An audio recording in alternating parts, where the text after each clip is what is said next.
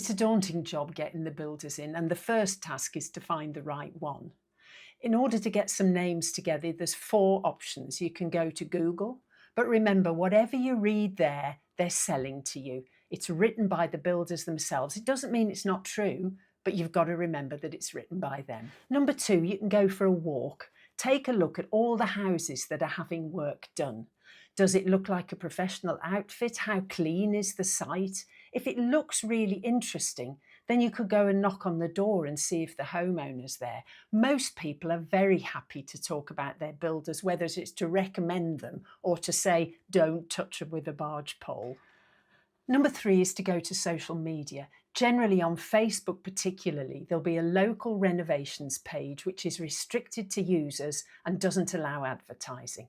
Put up a post to say what you're doing and has anybody done anything similar and were they happy with their builder. My guess is you'll get plenty of response. If you don't, or as well, you can put into the search bar recommendations of builders and see what you come up with. And number four is to talk to your friends and colleagues, talk to anybody who's had any building work done and ask them were they really happy with the builder. Recommendation is really helpful if you can find it. So you've got some names, now you make your first contact. I would really recommend that you don't go into detail at this point. You are going to have to kiss a lot of frogs before you find the right builder. So just stay minimal at this point. Your first question needs to be, what's your availability? When can you take your next job?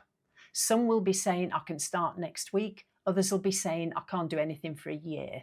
So find the ones that can work to your timeline and go from there. Your next step, if they are available, is to give them a very brief overview of what you're looking for and find out if that's the sort of work that they do. So if all this stacks up, then you send them the plans and ask them to do an estimate. And while they're doing that, you can check up on them. And I've got another video to talk to you about how to do that. But how they manage doing the estimate is a really good indicator of what they're going to be like to work with. If they take ages and they don't come back to you, I would really encourage you not to chase. If you've got to chase them at this point, imagine what it's going to be like when you want to find out how the floor is going to be insulated. It's just too difficult. So if they're not responding, scrub them, hold on to the ones that send you a good estimate that makes sense to you.